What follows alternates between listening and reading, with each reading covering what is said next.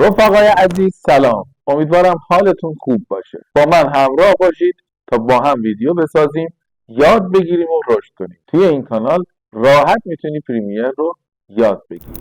پس با من همراه باش، ویدیوها رو ببین. این ویدیو رو اگه دوست داشتی لایک کن، کانال رو سابسکرایب کن و با من همراه باش. بریم برای آموزش.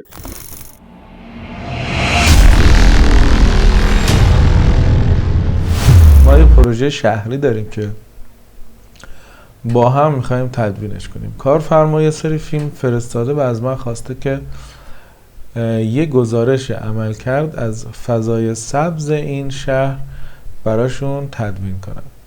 خب ما چون از قبل لوگو رو داشتیم و لوگو موشن رو شروع میکنیم به چیدمان فیلم ها.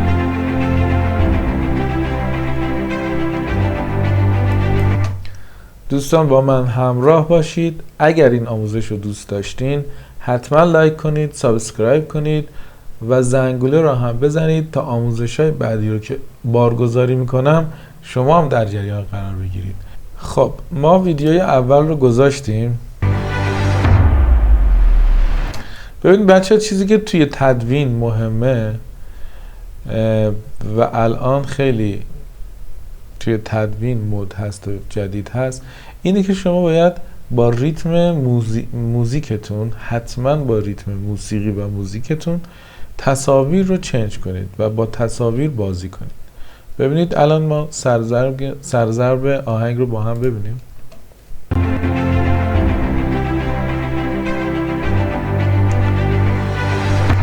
اینجا ببینید، اینجا یه مقدار با جهت های چپ و راست من فریم ها رو میام عقب، روی خود فریم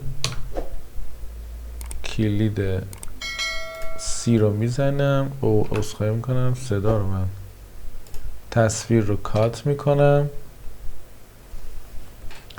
ویدیوی بعدی رو ما این ویدیو رو کات کردیم و دیلیتش میکنیم، میریم توی ویدیوهایی که داریم، ویدیوی دوم رو وارد میکنیم. با کلیک کردن و درگ کردن میتونید ویدیوها رو وارد تایملاین کنید. ویدیویی که وارد میکنید و میبینید سایز تصویرتون نیست، با کلیک راست روی ویدیو و گزینه اسکیل تو فریم سایز رو میزنید، سایز ویدیو تغییر میکنه و فول اسکرین میشه. الان با هم یه دور ببینیم ویدیو رو.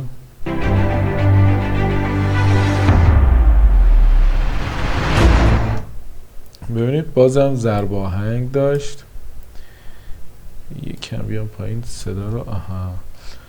با کلید جهت میریم رو ضرب آهنگ. اجازه بدید ویدیو رو تا آخر خب چیزی رو از دست ندادیم.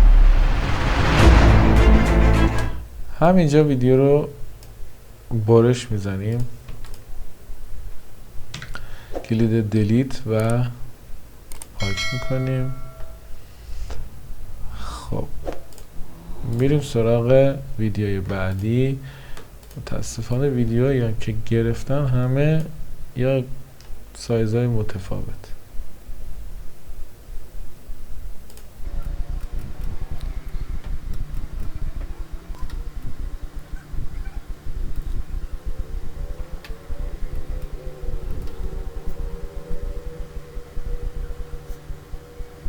ببینید از اینجای ویدیو من میخوام شروع بشه، پس من اینجا رو کات میکنم، دیلیت میکنم، یعنی در لحظه که اون دوستمون داره کار رو انجام میده.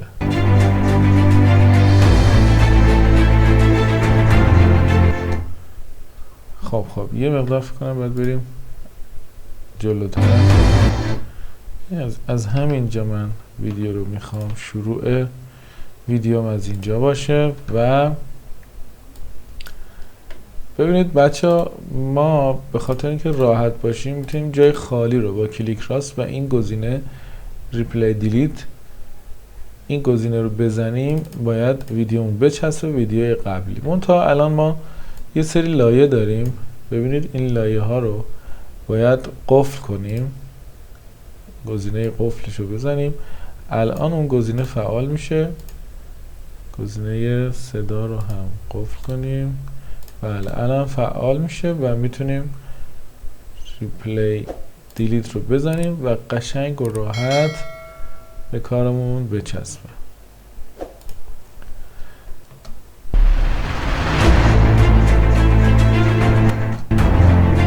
خب اینجا یه ضرب آهنگ دیگه داشتیم.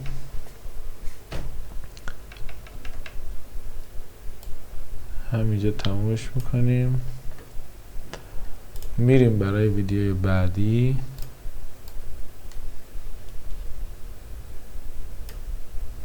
باز ویدیو رو چک میکنیم.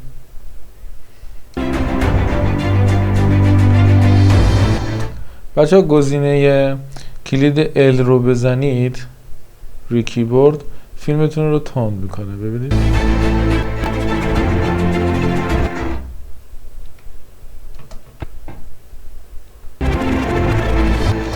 و همطور گزینه J رو بزنید به عقب تند برمیگرده. ببینید الان من بیام اینجا L رو میزنم،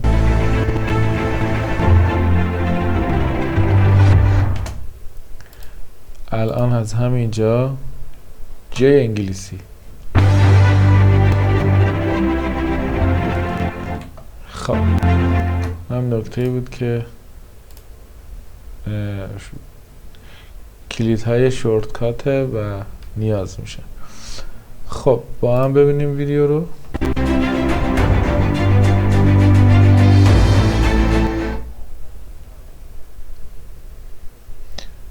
خب این یه تیکه از همین جاشو برش میدم، میچسبونم و تا ضرب آهنگ کات میدم.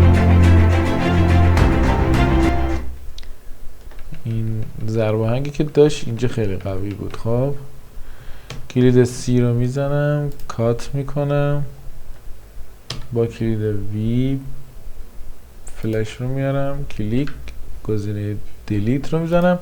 یادمون نره که این ویدیو هنوز فول اسکرین نشده. با گزینه اسکیل اونو فولش میکنیم.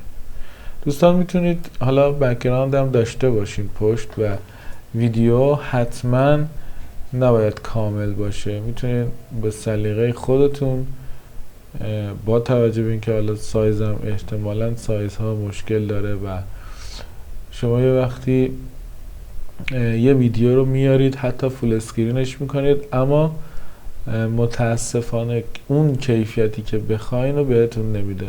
پس حالا از هم نظر زیبایی و اون تکنیک اینه که شما یه بک‌گراند فوتیج بذارید و بعد تصاویر رو وسط اونا کار کنید.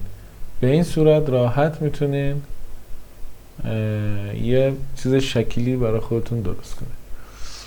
خب بچه ها بریم ویدیوی بعدی. من اینجا رو یه ذره تند میکنم دیگه.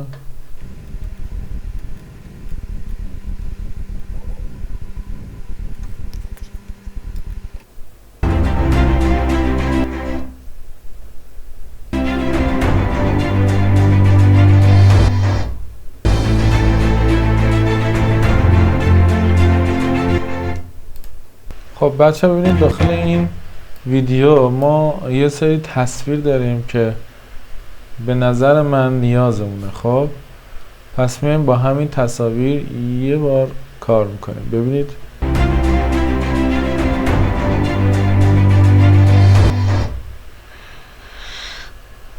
تصویری که ما اینجا داریم عوض میشه، سر ضرب آهنگ نیست متاسفانه. ما چاره‌ای نداریم جز این که بیایم عقب از این آخرین کلنگ قبل از فید شدن برش بزنیم. بچه ها ببین دقت کنید وقتی که برش رو زدیم این ویدیو یه مقداری ببریم جلو چون نیازش داریم. بعداً کلیک راست، اسپید و اسپید این ویدیو رو روی 80% و این گزینه رو روی اپتیکال فالو اوکی. ببینید بله دقیق افتاد روی ضرب آهنگ. این ویدیو رو میچسبونم بهش.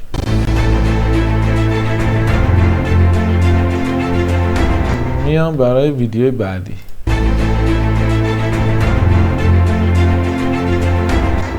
خب اینم تصویر خوبیه. یه مقدارم از این بذاریم، یه مقدارم یه تیکه از این بذاریم بچه ها.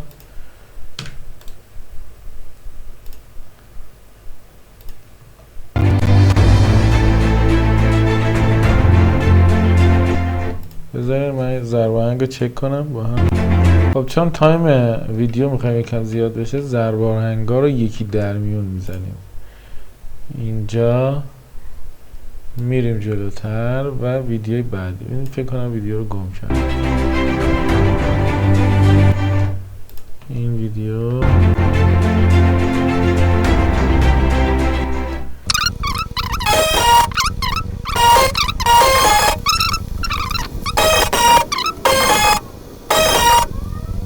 دوستان عزیز میتونید زیر پست ها کامنت بذارید با موضوعی که شما خودتون دوست دارید. فیلم آموزشی آماده میشه و بارگذاری میشه، میتونید ببینید.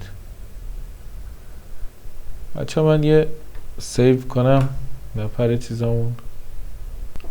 خب دوستان عزیز، ما الان اومدیم و تمام ویدیوهایی که کاشت چمن بوده، مربوط به بخش کاشت چمن بوده رو گذاشتیم.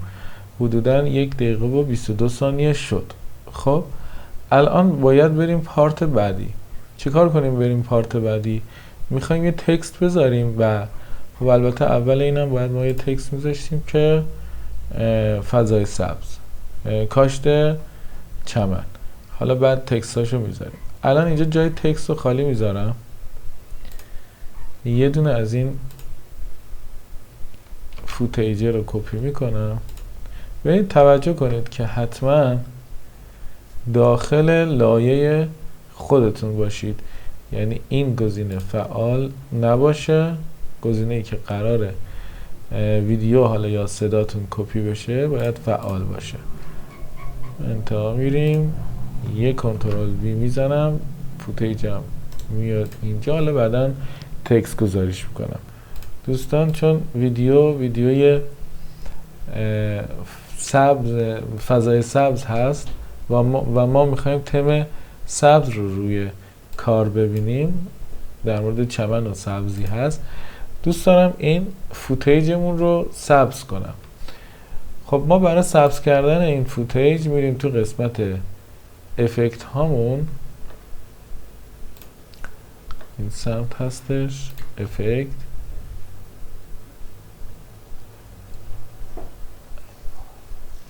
ویدیو افکت،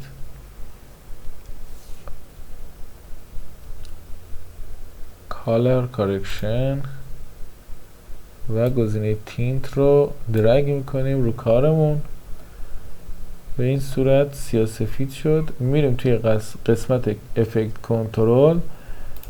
از اینجا رنگ سبز رو، یا سبز خوشگل رو انتخاب میکنیم. کدش رو هم کپی میکنیم داشته باشیم و اوکی رو میزنیم.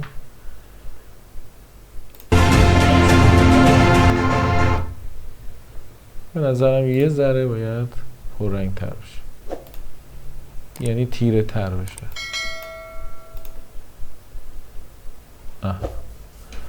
خب ببینید اون تم آبی که داشت به رنگ سبز در اومد.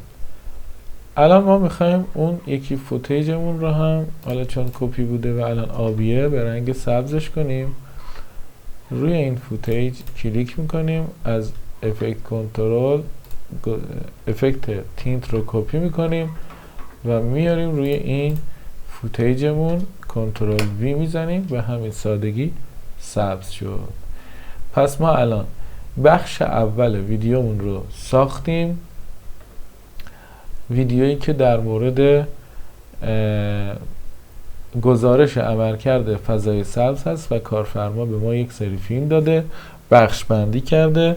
بخش اول کاشت چمن بود. که کاشت چمن رو هم درست کردیم و حالا میخوایم بریم سراغ بخش بعدی.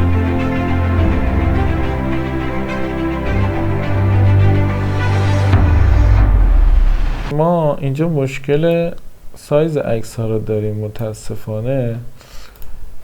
اجازه بدید من یه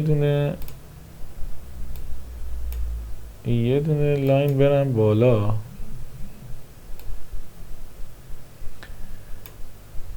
برای چی لاین میرم بالا؟ چون قرار ما یه ویدیو این قسمت بذاریم، یه فوتیج بذاریم و این عکس ها بیاد روی این. نگاه کنید و ببینید متوجه بشید که چی میشه. خب اینا رو همه سلکت میکنم، یه لاین میریم بالا. مراقب باشید چشم لایه هامون بسته نباشه که لایه ها همه پیدا باشن. دوباره قفلشون رو میزنم، میام و تمام عکسایی که داشتم رو میدم به لایه بالایی. باید لایه زیری ما یه فوتیج بذاریم. میریم قسمت فوتیج های بکگراندمون پیداشون کنیم. یه بکگراند تقریبا ساده میخوایم. فکر کنم این خوبه. درگش میکنم و میارمش زیر عکسام قرارش میدم به این صورت. خب ببینید الان ما یه فوتیج رو آوردیم زیر کارمون قرار دادیم، ولی هنوز اون چیزی که میخوایم نشده. ما باید الان سایز عکس هامون رو، حالا زیاد هم نیستن چند تا، این سایز رو درست کنیم با هم. ببینید فوتیجمون تایمش کمه. یه بار دیگه کپی میگیریم و میچسبونیم. میتونیم اینجا رو یکم کمش کنیم، بچسبونیم، باز اینم کم میکنیم برای اینکه وسط کار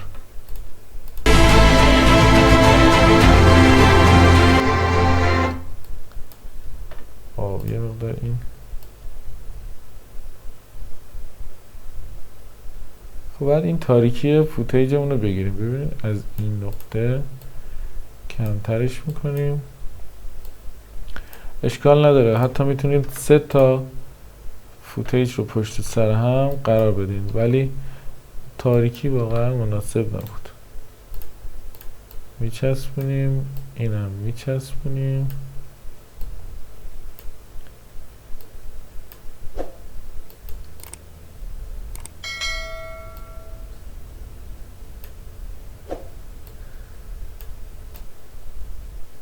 من فکر کنم یه دونه دیگه کپی کنیم، ولی خب اینجا باید برشش بدیم.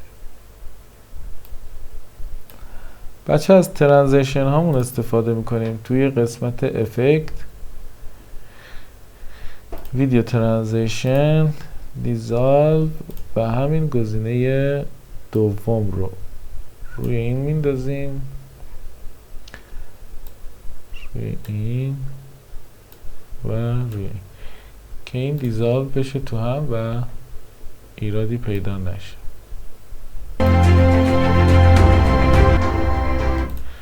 خب حالا که فوتیجمون اوکی شد، میریم سراغ عکس‌ها. با گزینه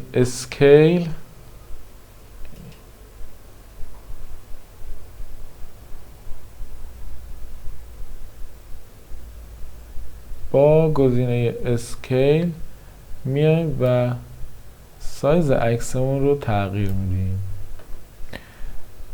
یه جوری باشه که وسط فوتیج بیفته. بعدی رو هم میتونیم یکم بزرگترش کنیم. بعدی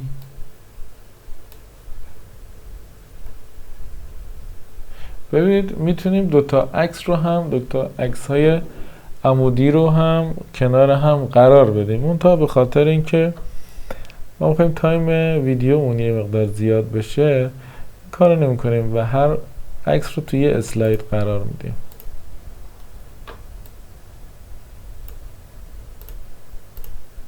خب این خودش سایز هست.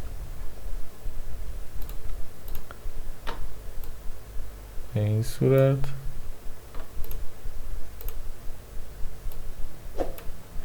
دوستان همینطور که دارین ویدیو رو میبینین کانال رو سابسکرایب کنید، ویدیو رو اگه دوست داشتین لایک کنید، حتما زنگوله رو بزنید تا از ویدیوهای بعدی خبردار بشید.